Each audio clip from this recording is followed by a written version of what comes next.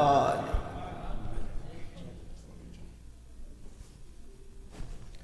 أعوذ بالله من الشيطان الرجيم. بسم الله الرحمن الرحيم. الحمد لله رب العالمين، ثم الصلاة والسلام على أشرف الأنبياء والمرسلين، سيدي وحبيبي ونور قلبي، طب القلوب ودوائها وعافية الأبدان وشفائها ونور الأبصار وضيائها، أبي القاسم محمد. اللهم صل على محمد وآل محمد وعلى أهل بيته الطيبين الطاهرين المعصومين الذين أذهب الله عنهم الرجس وطهرهم تطهيرا. اللهم صل على محمد وآل محمد. قال الله سبحانه وتعالى في محكم تنزيله: أعوذ بالله من الشيطان الرجيم. بسم الله الرحمن الرحيم. هو الله الذي لا إله إلا هو عالم الغيب والشهادة هو الرحمن الرحيم. هو الذي لا إله إلا هو الملك القدوس السلام المؤمن المهيمن العزيز الجبار المتكبر، سبحان الله عما يشركون. هو الله الخالق البارئ المصور، له الأسماء الحسنى، يسبح له ما في السماوات والأرض، وهو العزيز الحكيم. صدق الله العلي العظيم. اللهم صل على محمد وآل محمد. عباد الله، أوصيكم ونفسي بتقوى الله. My dear brothers and sisters, Assalamu alaikum wa rahmatullahi ta'ala wa barakatuh. Allow me to praise Allah subhanahu wa ta'ala, our Almighty, our Creator, for all His blessings, which continuously come in on our way day in and day out, left and right and ups and down. All praise belongs to Him, and also our respect and salutation goes to our example, our leader, our mentor, our prophet, the chosen one, the beloved one of Allah subhanahu wa ta'ala, the holy prophet sallallahu alayhi wa alihi. Allahumma salli ala. May the blessing and peace of Allah be upon him, and so as on his chosen family, the purified ones, the chosen ones, the trusted ones, the most knowledgeable ones, the successors of the Prophet, Ahlul Bayt alayhim salam. Peace and blessing of Allah be upon all of them, and may Allah subhanahu wa ta'ala count us among true servants of Him and true followers of the Prophet and Ahlul Bayt alayhim salam.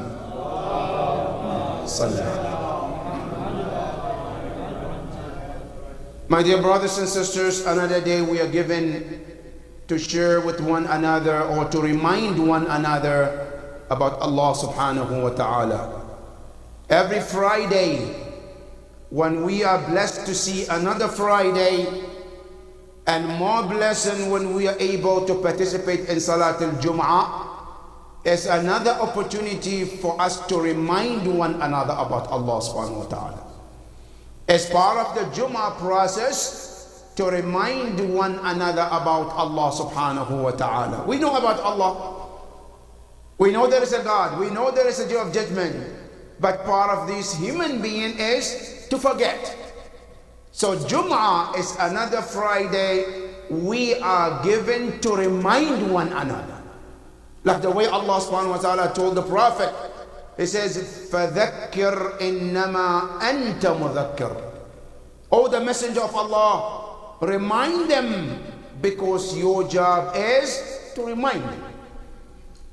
On every Friday is a day to come and remind one another about Allah. So that way that reminder may stay with us throughout the week, to remember on daily basis till other Friday that comes in our lives. So today is a day to remind one another about Allah, that let every soul keep in mind that there is Allah, and that Allah is watching over all of us. Whatever we do, whether in private or in public, let it be known that someone is watching. Now, I might not see him, but that doesn't mean he doesn't see you. And he said in the Quran in Surah Alaq, أَفَلَا يَعْلَمُ بِأَنَّ اللَّهَ يَرَى. Doesn't human being knows that Allah sees him? In private and public. If we're able to keep this in mind every day, that someone is watching, Allah is watching, that itself is a reminder for us and to keep us on the track of Allah's path. May the Almighty Allah help us to constantly remember Allah subhanahu wa ta'ala. In all our movement, may Allah help us to remember Him, Ya Rabbal Alameen. My dear brothers and sisters, our khutbah today is about know your Lord's attributes. Know Allah's attributes. Allah subhanahu wa ta'ala, we know Him in different ways. We can recognize Allah in different ways. But one of the ways to remember and get to recognize Allah is through His own names and attributes. And those attributes, many often we hear the attributes of Allah are 99. That's what we hear most of the time. But is it true that all the names of Allah are 99 and no more? Or there is more than 99 of His names, but we having to be taught 99 and not more than that? Now, there are some scholars who believe that Allah's names are only 99 and that's it, no more than that. There is one school of thought. The other school of thought believe otherwise, that what? Allah subhanahu wa ta'ala's names are more than 99. But we happen to be taught 99. But there is more attributes of Allah which we don't know. Some of them Allah taught other individuals like prophets, where with those names and those attributes they are able to do more in this world than any other person like you and I. Now, some people believe that those attributes are hidden from us, but the names of Allah are more than that.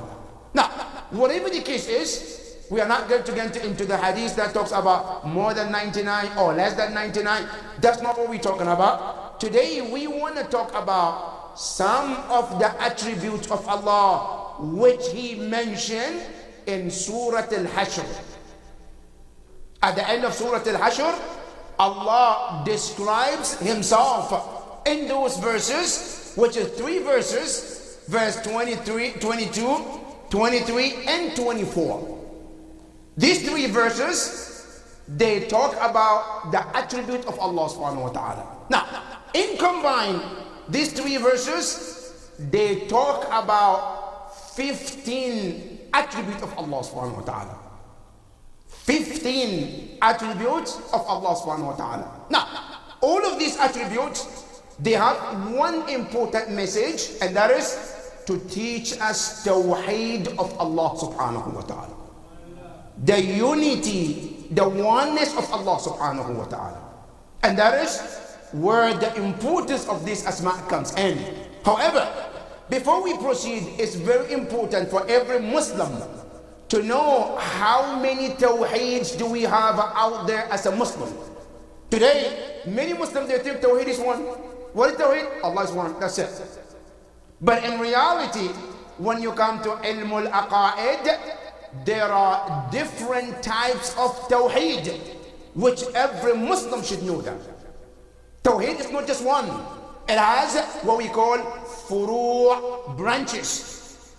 In ilmul aqaid, which as introduction before we talk about the verse, it's important to know those furu' of tawheed. Number 1, when we say tawheed as a Muslim, believing in oneness of Allah, this tawheed by itself is divided into 4 branches. The tawheed in the beginning is divided into 4. Main tawheed are divided into 4. One is called Tawheed al-Dhat. Tawheed al-Dhat. That's number 1. Number 2, توحيد الصفات. Number 3, توحيد الأفعال. Number 4, توحيد العبادة. These are 4 first branches of what? Of Tawheed. Now, then Tawheed al-Af'al, which is one of the 4, also is divided by itself into 6 categories. Now, making all the Tawheed how many? 10. 4 plus 6, making it how many? 10. So a Tawheed in the Shia school of thought is in combined are 10 branches together. Now, what are these that we mentioned? Number 1, the first Tawheed is called Tawheed al-Dhat. That as a Muslim, we believe that the essence of Allah is one. When we say Allah, God, His essence is one and no more.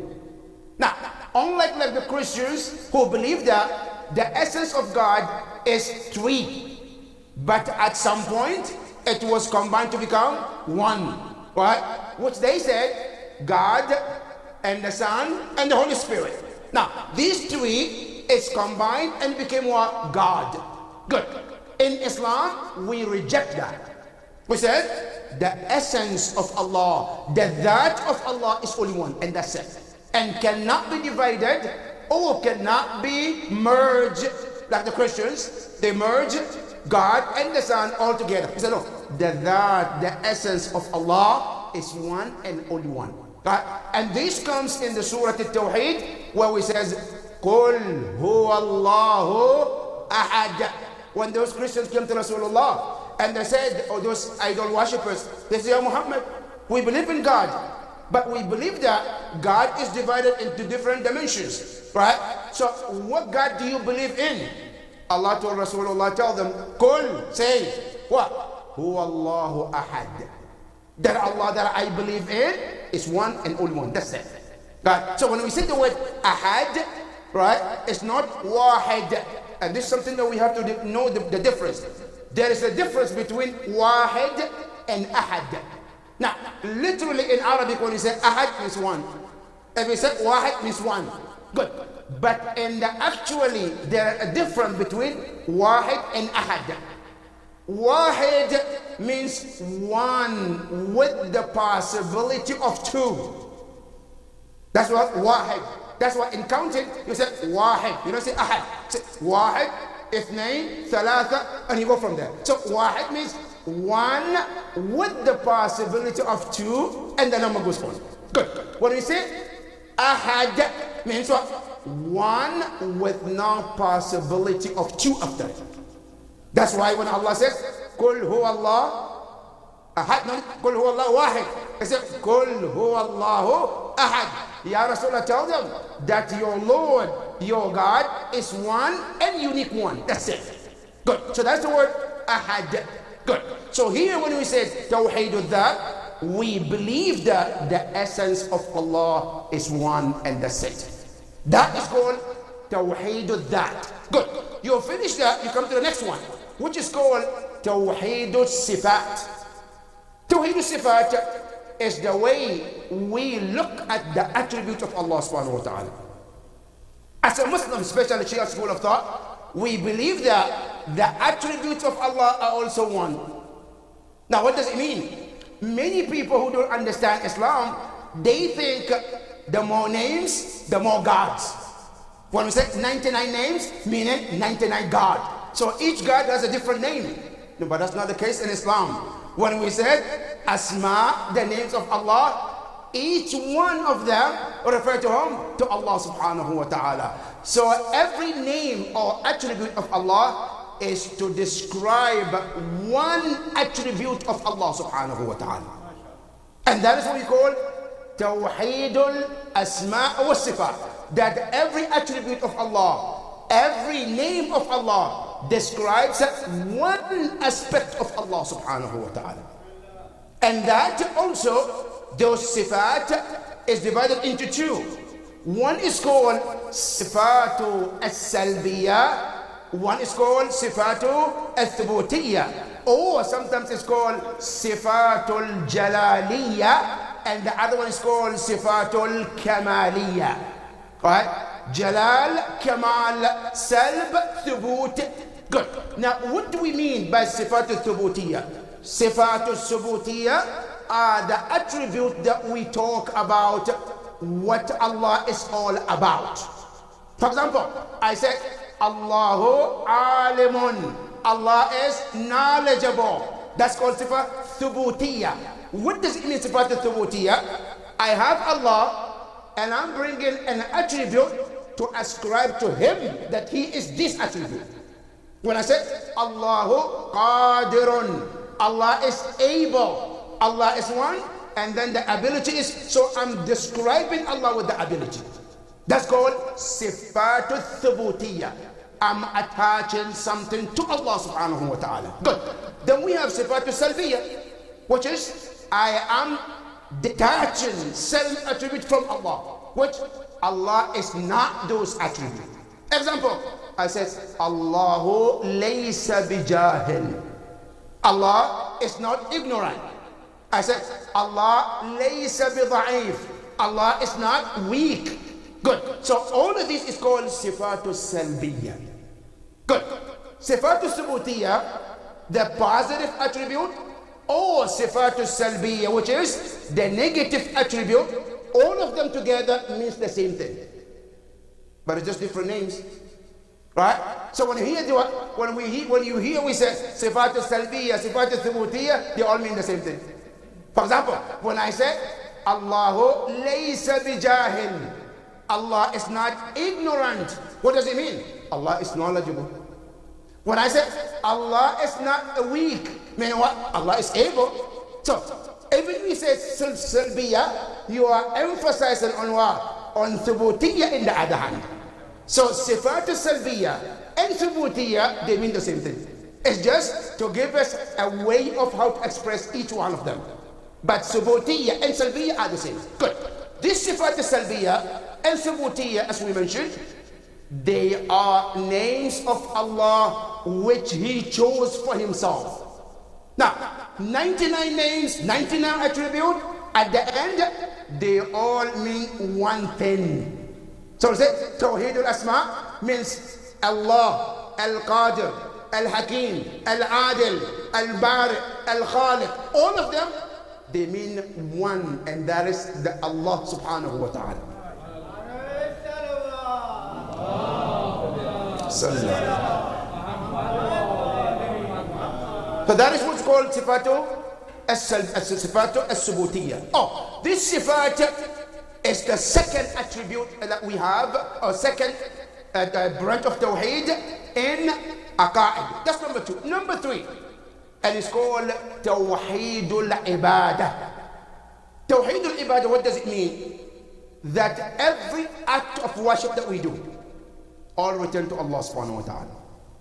Every action of ibadah, meaning what? I fast, but who do I fast for? Allah. I go to Hajj, who do I go to Hajj for? Allah. I do Salat al-Layl, who do I do for? Allah. For example, I give Sadaqah, who do I give for? Allah. Every aspect of ibadah must return to only one and Allah subhanahu wa ta'ala. No ibadah can be referred to one individual or one being other than Allah subhanahu wa ta'ala. And that is why in Surah Al-Fatiha, what do we say? Iyaka na'bud. And get to understand this ayah very well, because we read it every day in our salah. In Ilm al-Balagha, you can say na'budu iyak, and you can say iyaka na'bud. Right? Why did Allah choose to say iyaka na'bud, not na'budu iyak? Because in Ilm al-Balagha, if you said na'budu iyak, meaning we worship you, but possibly we can worship other gods too. Good. But when you say the way it's said in the Quran, iyaka na'bud, what does it mean? You alone and no one else we can worship. And that is why when you look in Tafasir, what did I say? You alone we worship him, nobody else. Because in Ilm al-Balagha they said, تقديم الضمير على الفعل يفيد التخصيص. Meaning what? A ضمير is what you call إياك. came before the fi'l, which is the na'bud, then it means you specifying Allah for worship and nobody else. And that is called Tawheedul Ibadah. That's why every being, when we worship Allah subhanahu wa ta'ala. Not like those idol worshippers, right? Idol worshippers, what did they say? They say we worship God, yes. At the same time, when we worship those idols, it's those idols to help us to connect with the bigger God. That's what they say.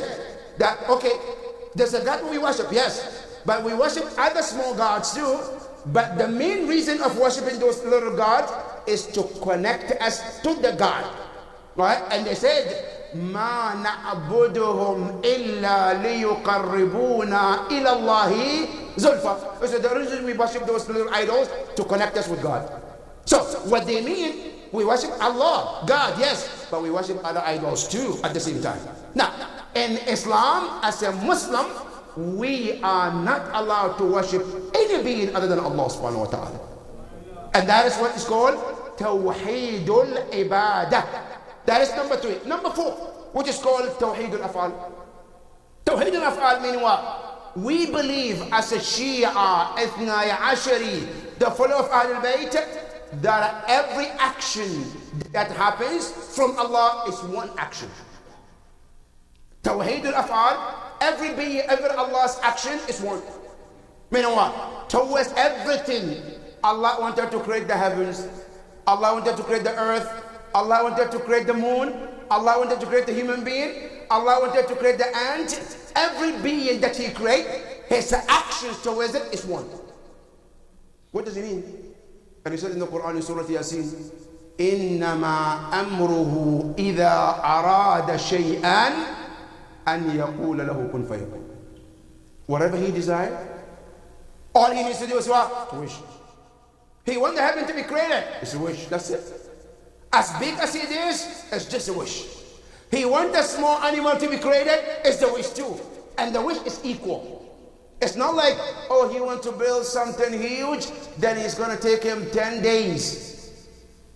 No, he wants to build something or create something small, it's going to take him a matter of seconds. No, no, no. For Allah, every being, greater or great or small or smaller, His order is the same towards all of these creations. And what is that order? The wish and desire, and that's it. And it will happen in the matter as He wishes. And that is what we call Tawheedul Af'al.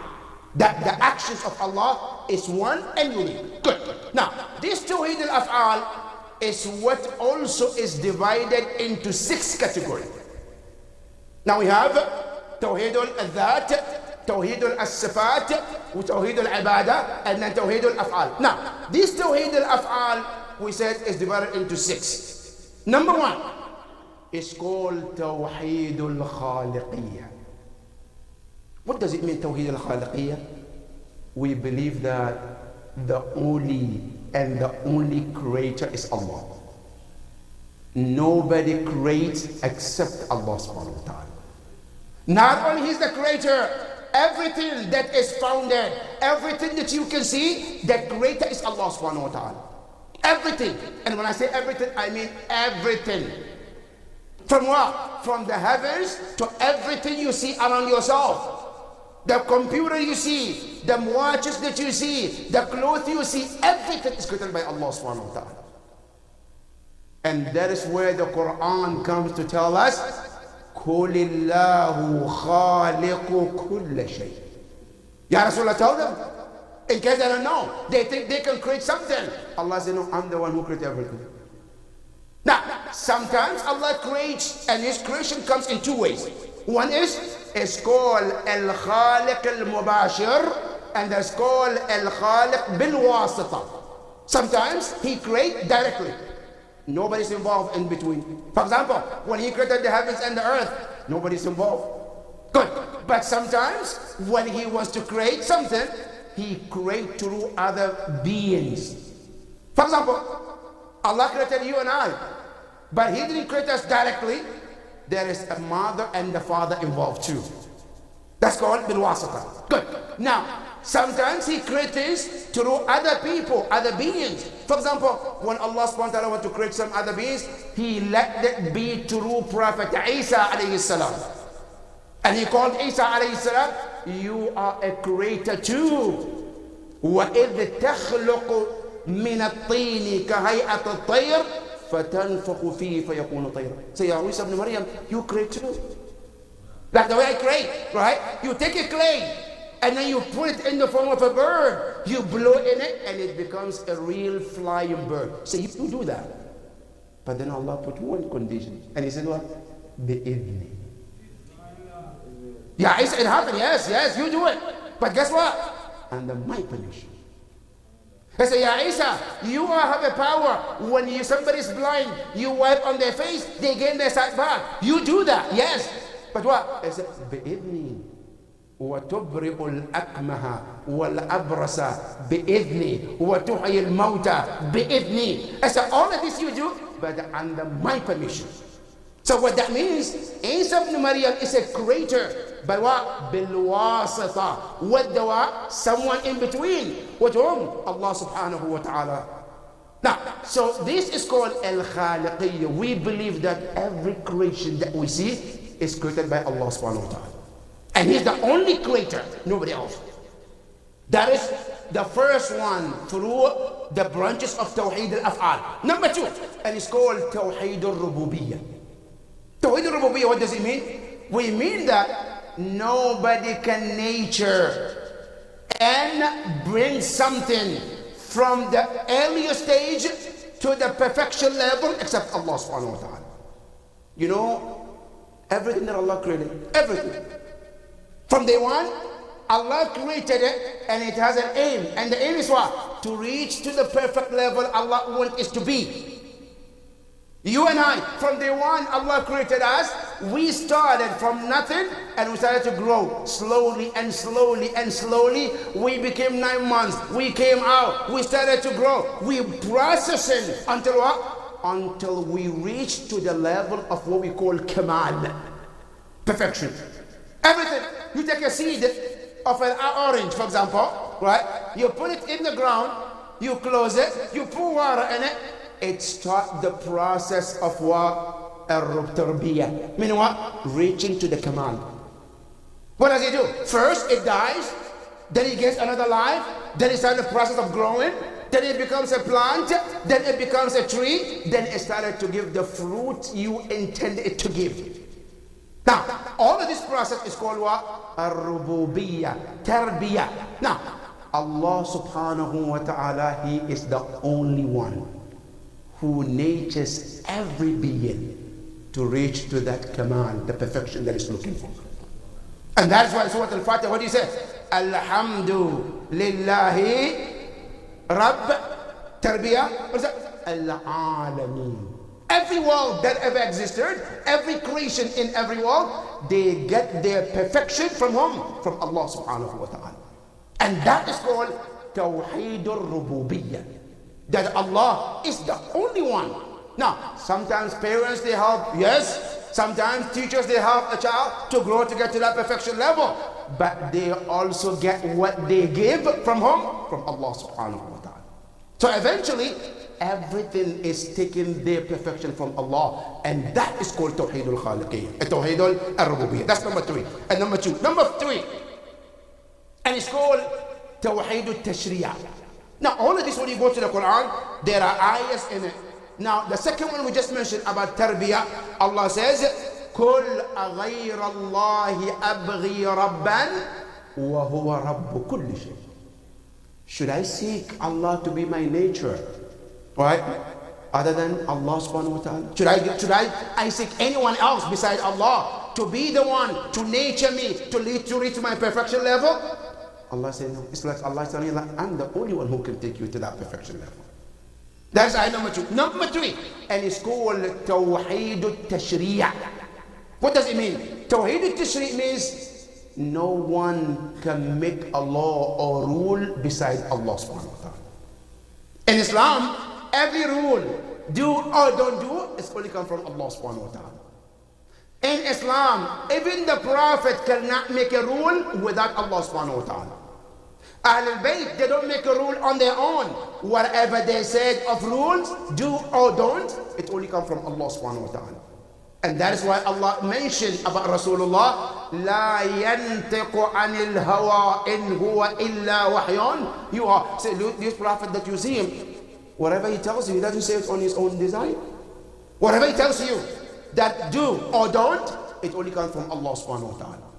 And to confirm that, Allah said in another ayah, He says, وَلَوْ تَقَوَّلَ عَلَيْنَا بَعْضَ الْأَقَاوِيلِ. He said, this Rasulullah that you see him, if he was to even at one point say something Allah didn't say, make up something. So Allah said this, what Allah didn't say. Allah said, you know what's going to happen to Muhammad? Rasulullah sallallahu alayhi wa alayhi.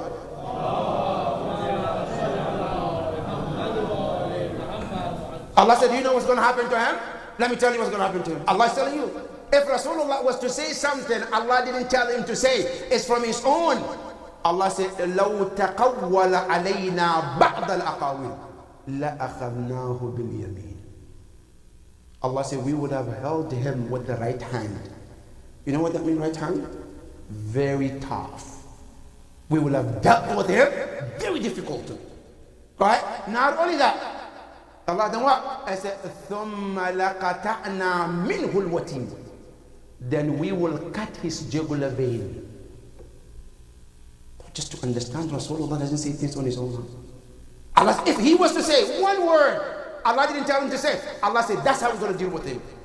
We will cut his jugular vein, and I said, فَمَا مِنْكُم مِّنْ أَحَدٍ أَنْهُ حَاجِزِينَ. And at that point, none of you can stop us from dealing with him now. That is how Allah is talking about Rasulullah. If he was to make up something and say, call Allah, when Allah didn't say it.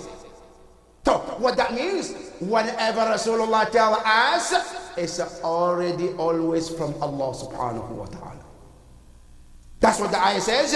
It says, التوحيد التشريع, that making the rule, salat, fasting, hajj, zakat, everything, it only comes from Allah subhanahu wa ta'ala.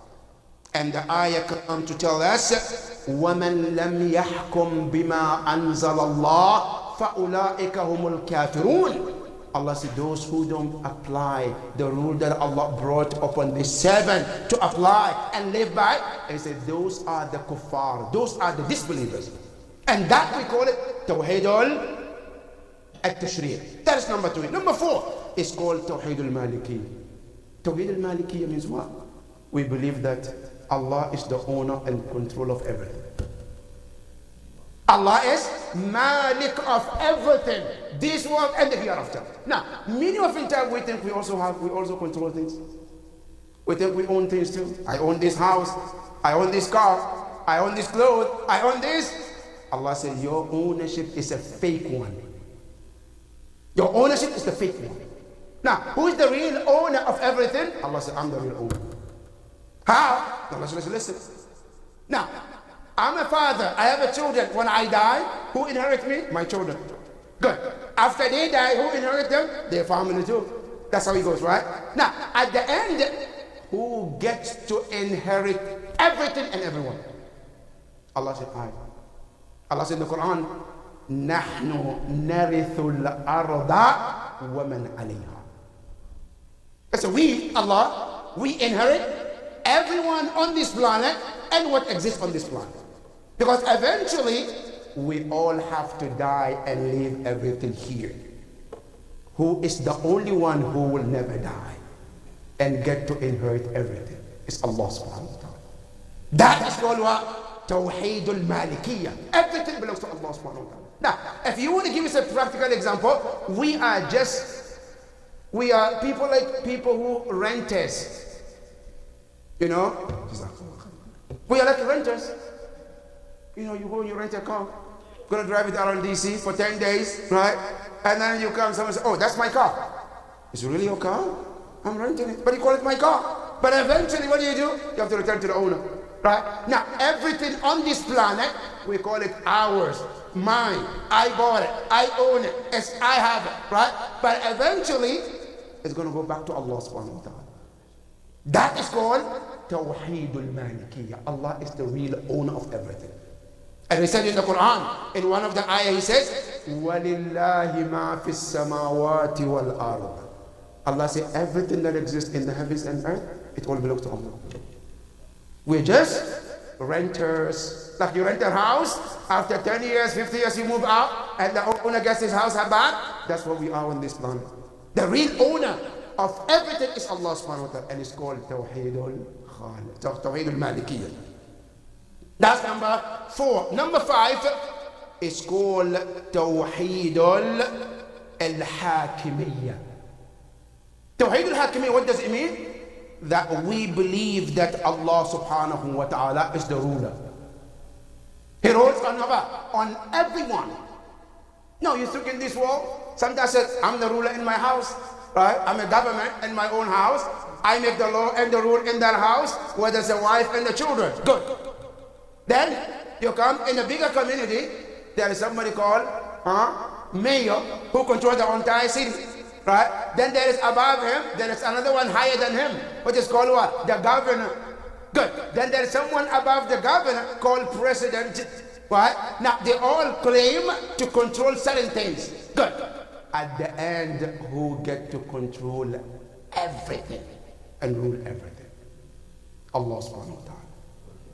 And if you want to know how Allah is the ruler, you look at your own self and you know that you don't rule anything. This is called my body, right? Within my body, there's something called heart, right? Which beats, right? Now, you call my body. I urge you, take a moment, tell the heart to stop, and he's going to listen to you. It's your heart, it's your body. Tell it, heart, stop. They are not listening to you. But if Allah tells you to stop, what will happen? Immediately. Then that means you are not the ruler. There's somebody ruling. Who is that? Allah subhanahu wa ta'ala. So Allah is reminding you, says that every rule comes from Allah subhanahu wa ta'ala. And He is the only and the ruler, where He says, إِنِ الْحُكْمُ إِلَّا لِلَّهِ. The rule only belongs to Allah subhanahu wa ta'ala. Nobody else. That's called Tawheedul Hakimiyyah. That's number 5. Number 6, and it's called Tawheedul Ta'a. That Tawheed of obedience. That when we obey, we only obey only Allah. Our obedience is only with Allah subhanahu wa ta'ala. Yes, sometimes we obey certain individuals, but those individuals, their obedience in line with the obedience of Allah subhanahu wa ta'ala. Such as, we obey our parents, we have to. But that is an order from Allah asking us to obey them. Now, we obey Ahlul Bayt because Allah told us to obey them. أطيعوا الله وأطيعوا الرسول وأولو الأمر منكم. So every obedience that we do to parents, to Imam, to the Prophet, it's all in line with the obedience of Allah subhanahu wa ta'ala. And that is what we call Tawheedul Ta'a. This all combined are the 10 furu of what? Of Tawheed, which we believe in as a Muslims. But there is more to it that we would like to talk about. May Allah subhanahu wa ta'ala give us the best understanding of Tawheed, Ya Rabbil Alameen. Ya Allah, we ask you to open our mind and heart to understand your Tawheed, Ya Rabbil Alameen. Allah, when we understand the Tawheed, help us also to practice those Tawheed, Ya Rabbil Alameen. Bismillah ar-Rahman ar-Rahim. Wal asr inna al-insana lafi khusr illa alladhina amanu wa amilu as-salihat wa tawasaw bil haqqi wa tawasaw bis sabr. Sallu ala Muhammad wa ali Muhammad. بسم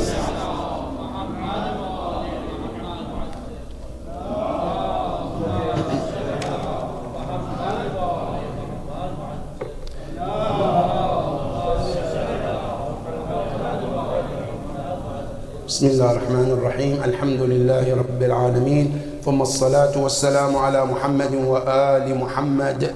اللهم صل على اللهم صل وسلم على حبيبك ونبيك محمد المصطفى. اللهم صل وسلم على خديجة الكبرى وعلى علي أمير المؤمنين وعلى فاطمة الزهراء سيدة نساء العالمين وعلى الحسن والحسين سيدي شباب أهل الجنة أجمعين وعلى أئمة المسلمين علي بن الحسين زين العابدين ومحمد بن علي باكر علم النبيين وجعفر بن محمد الصادق وموسى بن جعفر الكاظم وعلي بن موسى الرضا ومحمد بن علي وعلي بن محمد وموسى والحسن بن علي والمهدي المنتظر روحي وأرواح العالمين لتربة مقدمه الفداء. اللهم اجعلنا من أعوانه وأنصاره ومن المستشهدين بين يديه جميعا ورحمة الله وبركاته.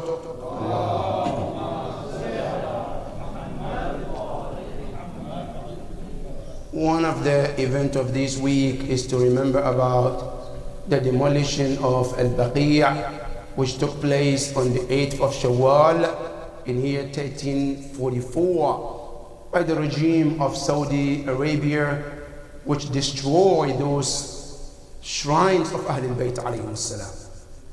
And every year there is a call from all Muslims, especially the Shia of Ahlul Bayt alayhim salam, asking that regime to rebuild that mosque and those haram of Ahlul Bayt alayhim salam. Today, as we all know, people who happen to be heroes of any nation or any community, wherever you go, they always respect them even after they die. Every community that you go to, if they have somebody who have sacrificed for that religion, that community, they always put them high and protect them, even their grave and the shrines. Except the Ahlul Bayt alayhim salam. And what is the reason? They say because it's a shirk. Now, okay, let's ask Quran. Ya Quran, building a grave, is it a shirk? Quran says no, it's not. Ya Quran, where? In Surah Al-Kahf, Allah tells us about Ashabul Kahf, who happen to be not prophet, they are not imams, they are just individuals like you and I. إنهم فتية آمنوا بربهم وزدناهم هدى. Allah said they were just you who believed in Allah. Allah said we increased them the guidance. Now, after their death, the people of their time, they came together. They said, what should we do to them? Right? Quran says, وَقَالَ الَّذِينَ غَلَبُوا عَلَىٰ أَمْرِهِمْ. There was dispute among them, what to do and how to deal with their bodies. The majority came up with one. They said, what? لَنَتَّخِذَنَّ عَلَيْهِمْ مَسْجِدًا. We're going to build their shrines to be masjid next to their graves, where we will pray next to their shrines, next to their graves, as in honor for them. And Quran didn't say that's a shirk. Building a masjid next to a person like this is a shirk. And these are just individuals. What about imams of Ahlul Bayt alayhim salam? What about those Ahlul Bayt alayhim salam? Not one, not two, not three. 4 of Ahlul Bayt alayhim salam.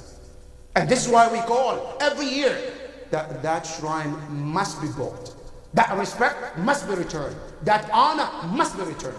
And this is the echo of all Muslims who are looking for the right thing to be done. And we hope and pray that that will be done also as soon as possible, inshallah. The last, not the least, brothers and sisters, is also about what is happening in this world today. We all know what is happening between Islamic Republic of Iran and also with the Israelis. Now, first of all, I'm not a politician to get into politics, but I want to say what I know.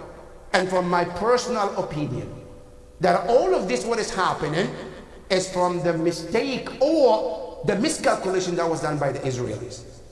Because the first one to attack those buildings in Syria was the Israelis. And Iran as a country wanted to defend itself. And this is where all of this happened. But we as a poor people, we always looking for peace in the world. Because we know for sure, anytime a war started, there will be some innocent life to be killed. There is no way you can have a war and not kill innocent life. And that is where we are. That we pray into Allah subhanahu wa ta'ala to protect our humanity at large, Ya Rabbal Alameen. And we pray that peace reigns in this part of the world, Ya Rabbal Alameen.